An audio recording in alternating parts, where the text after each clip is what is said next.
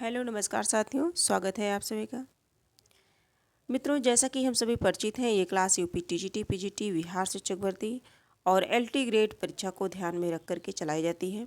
और इस क्लास में हम सभी कुछ महत्वपूर्ण प्रश्नों को सॉल्व करते हैं। और ये प्रश्न जो है विभिन्न प्रतियोगी परीक्षा में आए हुए हैं। और हम सभी जैसा कि जानते हैं कि हाँ, नोटिफिकेशन आ गया है एलटी ग्रेड 2025 एलटी ग्रेड परीक्षा का नोटिफिकेशन। और इसके साथ साथ यूपी टीजीटी का भी जो है आ गया है कि 1 वीक में जो है डेट हम सभी को कंफर्म मिल जाएगी कि किस डेट को हमारा पेपर होगा। तो हम सभी अपनी तैयारी को जो है और बेहतर बनाने की कोशिश करेंगे। तो आइए इसी क्रम में देखते हैं, हम सभी इस क्लास में टॉपिक वाइज प्रश्न को देखते हैं। और इस क्रम में भाषा विज्ञान से हम सभी 281 नंबर के प्रश्नों को देख रहे हैं आज की क्लास में। तो 281 नंबर का जो प्रश्न है हमारा, इनमें से कौन सी ध्वनि अवधि में नहीं है? ऑप्शन ए है का, बी है ड़ा, सी है ना, डी है माँ। तो जो इसका करेक्ट आंसर होगा ये हम सभी को बताना है। तो टाठा डाढ़ा ड़ा, इसका जो करेक्ट आंसर होगा हो जाएगा बी। इसका जो करेक्ट आंसर होगा वो क्या हो जाएगा? बी हो जाएगा। हाँ, बी ऑप्शन हो जाएगा करेक्ट आंसर। आगे हम सभी देखेंगे हमारा जो प्रश्न है, 82 नंबर का प्रश्न है, कोई भी बोली या भाषा मानकता प्राप्त करने पर हो जाती है। ऑप्शन ए है दुरूह, बी है सरल, सी है भावपूर्ण, डी है सरस। चारों ऑप्शन में से करेक्ट आंसर देना है। तो कोई भी बोली या भाषा मानकता प्राप्त करने पर हो जाती है, तो क्या हो जाती है? सरल हो जाती है। करेक्ट आंसर हमारा क्या होगा? डी हो जाएगा। आगे हम सभी देखेंगे 83 नंबर के प्रश्न को, न्यायालयी भाषा में शब्द और उसके अर्थ में डैश डैश रहती है। न्यायालयी भाषा में शब्द और उसके अर्थ में डैश डैश रहती है। निश्चितता, बी ऑप्शन है अनिश्चितता, सी है कुशलता, डी है कोमलता। 283 नंबर का प्रश्न है और इसका करेक्ट आंसर बनेगा निश्चितता। क्या बनेगा?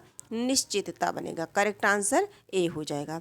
अगला हम सभी देखेंगे, अब व्यवहार के आधार पर शब्द कितने प्रकार के होते हैं? प्रश्न संख्या 284, व्यवहार के आधार पर शब्द कितने प्रकार के होते हैं? ऑप्शन ए है 5, बी है 4, सी है 3 और डी है 2। तो 84 नंबर का जो प्रश्न है इसका करेक्ट आंसर हो जाएगा 2। व्यवहार के आधार पर शब्द कितने होते हैं? 2 होते हैं, सामान्य शब्द और तकनीकी शब्द।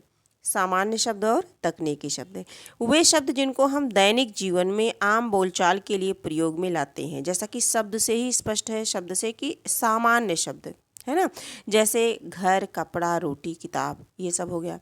अब तकनीकी शब्द क्या है? वे शब्द जिनका संबंध विभिन्न विषयों, व्यवसायों, विज्ञान आदि से होता है ना, जैसे सचिव, कनिष्ठ, वरिष्ठ, निदेशालय, रसायन इत्यादि शब्द क्या कहलाते हैं?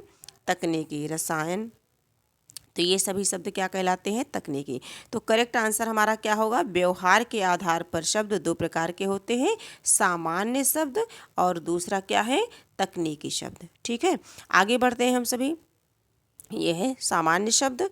सामान्य शब्द में जैसे घर, कपड़ा, रोटी, किताब, खाना, पानी इत्यादि हो गया। तकनीकी शब्द में जैसे जो है सचिव, कनिष्ठ, निदेशालय, रसायन, कोशिका, जीवाश्म आदि।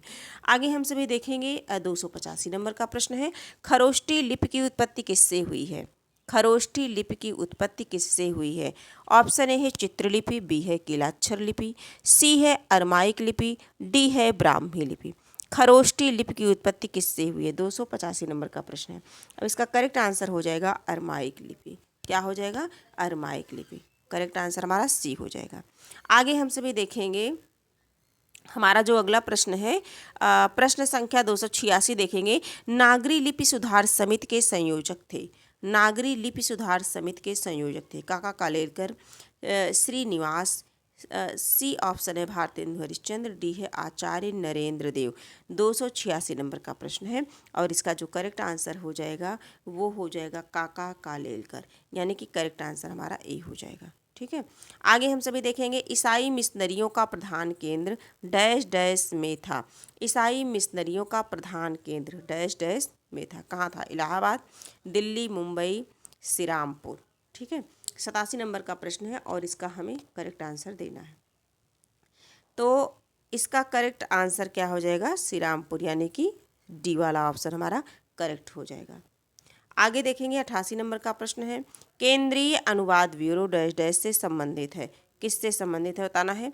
ऑप्शन ए है हमारा शिक्षा मंत्रालय के अनुवाद विभाग, ऑप्शन बी है गृह मंत्रालय के राजभाषा विभाग, ऑप्शन सी है मानव संसाधन मंत्रालय, डी है प्राविधिक शिक्षा मंत्रालय। अब चारों में से बताना है। 88 नंबर का जो प्रश्न है इसका करेक्ट आंसर हो जाएगा गृह मंत्रालय के राजभाषा विभाग।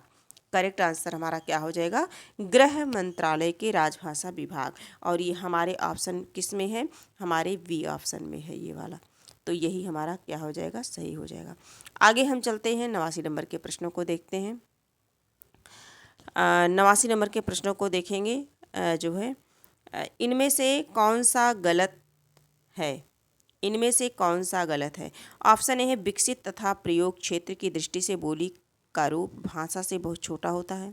रूप रचना की दृष्टि से बोली पूर्णतः विकसित होती है। सी है बोली दैनंदिन व्यवहृत होने वाली घरेलू अभिव्यक्ति का माध्यम है।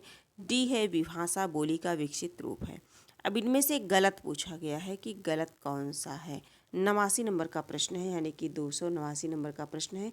और इसमें जो गलत है वो है रूप रचना की दृष्टि से बोली पूर्णतः विकसित होती है, यानी कि करेक्ट आंसर हमारा बी होगा।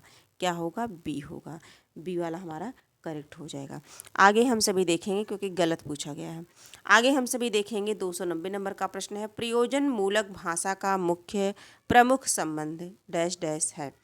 किससे है? साहित्य से, कला से, कल्पना से, जीविकोपार्जन से। केवीएस पीजीटी परीक्षा 2015 का बना हुआ प्रश्न है। 290 नंबर का प्रश्न है और इसका करेक्ट आंसर हो जाएगा जीविकोपार्जन से, यानी कि डी वाला ऑप्शन हमारा सही हो जाएगा। प्रयोजन मूलक भाषा का प्रमुख संबंध किससे है? जीविकोपार्जन से है। अब अगला हम देखेंगे 200 जो है 91 नंबर के प्रश्न को देखेंगे। 91 नंबर के प्रश्न को इतिहास के प्रति भारतीय दृष्टिकोण प्रायः डैश डैश है। प्रश्न मैं पुनः पढ़ना चाहूँगी। इतिहास के प्रति भारतीय दृष्टिकोण प्रायः डैश डैश है। ऑप्शन ए है अध्यात्म परक, बी है विकास परक, सी है यथार्थ परक और डी है अनुसंधान परक। चारों में से करेक्ट आंसर हम सभी को बताना है। तो इसका जो करेक्ट आंसर होगा वो हो जाएगा अध्यात्म परक। क्या है? अध्यात्म परक। इतिहास के प्रति भारतीय दृष्टिकोण क्या है? अध्यात्म परक, यानी कि करेक्ट आंसर हमारा क्या होगा? ए हो जाएगा। अगला प्रश्न है 92 नंबर का प्रश्न है। देखेंगे भाषा वैज्ञानिक दृष्टि से भाषा की परिभाषा है। मतलब भाषा वैज्ञानिक दृष्टि से भाषा की परिभाषा है। अब इसका जो करेक्ट आंसर है वो हम सभी को बताना है कि हमारा करेक्ट आंसर क्या होगा। हमारा करेक्ट आंसर क्या होगा? पहला ऑप्शन है भाषा मानव मुख के ध्वनांगों से निःसृत सामाजिक स्वीकृति प्राप्त सार्थक पदों के सुशृंखलित वाक्यों द्वारा विचार विनिमय का माध्यम है। विचार विनिमय का माध्यम है। तो और दूसरा है प्राणियों के पारस्परिक विचार विनिमय में जिसका सहारा लिया जाता हो। तीसरा ऑप्शन है हमारा सभ्य समाज की मान्यता के अनुरूप विशुद्ध शब्दावली में पारस्परिक वार्तालाप का जो संसाधन बनाई जाती हो। डी वाला ऑप्शन है हमारा बोलने चालने पढ़ने लिखने शिक्षण प्रशिक्षण कार्यालय विद्यालय व्यवस्था में जिसका समुचित उपयोग किया जाता हो। अब इसमें प्रश्न है भाषा वैज्ञानिक दृष्टि से भाषा की परिभाषा।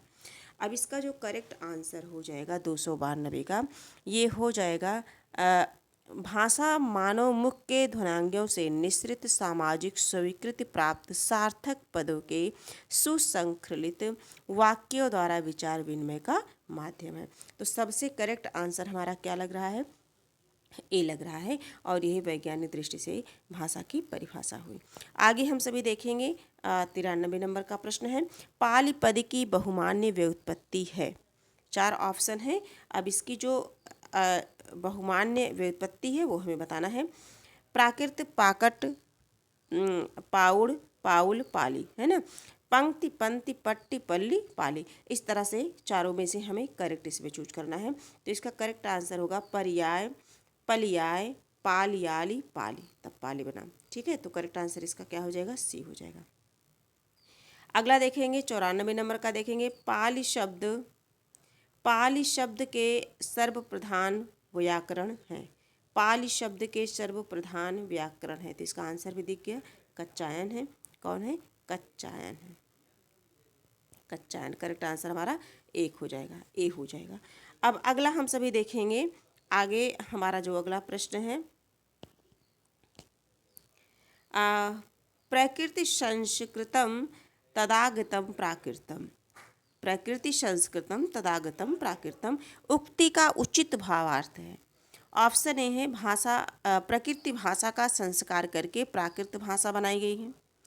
प्रकृति रूप में आधार भाषा थी संस्कृत, उससे जो विकसित हुई यह प्राकृत भाषा कहलाई।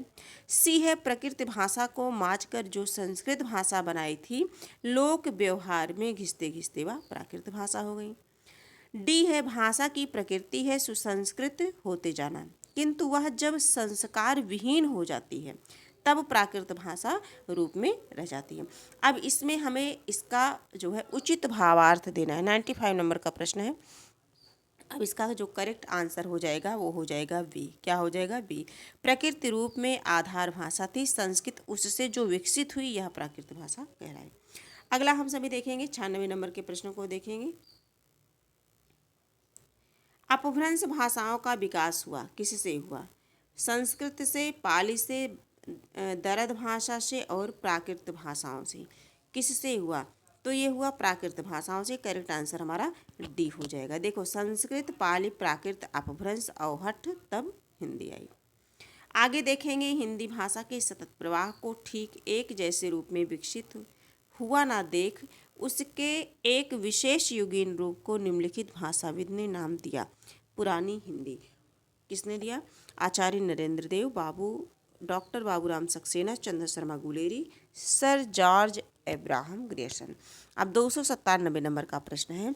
अब इसका करेक्ट आंसर हम सभी को बताना है। देखो, पुरानी हिंदी जहाँ आ जाए वहाँ कौन हो जाएंगे? चंद्रधर शर्मा गुलेरी, है ना। आगे देखेंगे 98 नंबर का प्रश्न है। हिंदी साहित्य के मध्यकाल में ब्रजभाषा का साहित्यिक भाषा के रूप में विकास इस कारण हुआ। ऑप्शन है, ब्रज क्षेत्र ही उस समय शासन सत्ता का एकमात्र केंद्र था। उस समय, बी वाला ऑप्शन है, उस समय की सभी भाषाओं में ब्रजभाषा ही सबसे अधिक संबद्ध थी। ब्रजेतर क्षेत्र के भाषाभाषियों ने भी इसे अपने सृजन का माध्यम बनाया। डी ऑप्शन है हमारा, ब्रजभाषा भाषी व्यापार करते हुए पूरे देश में फैल गए थे। 98 नंबर का प्रश्न है और इसका जो करेक्ट आंसर है ये हम सभी को बताना है। प्रश्न पूरा पढ़ना चाहूँगी। हिंदी साहित्य के मध्यकाल में ब्रज भाषा का साहित्यिक भाषा के रूप में विकास इस कारण हुआ। तो हमारा जो करेक्ट आंसर होगा, शायद आप सभी भी गेस कर पा रहे होंगे, ये ऑप्शन तीसरा वाला ऑप्शन सही होगा, यानी कि सी। ब्रजेतर क्षेत्र के भाषाभाषियों ने भी इसे अपने सृजन का माध्यम बनाया। अब जो है 299 नंबर का प्रश्न देखेंगे। खड़ी बोली गद्य के विकास का मूल आधार बना।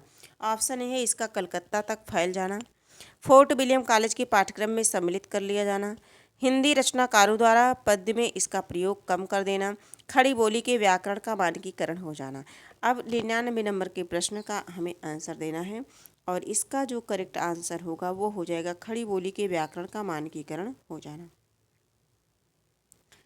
तो खड़ी बोली गद्य के विकास का मूल आधार बना कि खड़ी बोली के व्याकरण का मानकीकरण हो जाना, यानी कि डी वाला ऑप्शन है। अगला देखेंगे हम सभी 300 नंबर के प्रश्नों को देखेंगे। हिंदी को संघ की राजभाषा बनाने का जो प्रस्ताव संसद में पारित हुआ उसके प्रस्तावक थे। इसका जो करेक्ट आंसर है वो बताना है। प्रश्न फिर से हम सभी पढ़ते हैं। हिंदी को संघ की राजभाषा बनाने का जो प्रस्ताव संसद में पारित हुआ उसके प्रस्तावक थे। चारों ऑप्शन आप सभी के समक्ष हैं और इसका जो करेक्ट आंसर है वो है श्री गोपाल स्वामी अयंगर। कौन है? श्री गोपाल स्वामी अयंगर, यानी कि डी वाला ऑप्शन हमारा क्या हो जाएगा?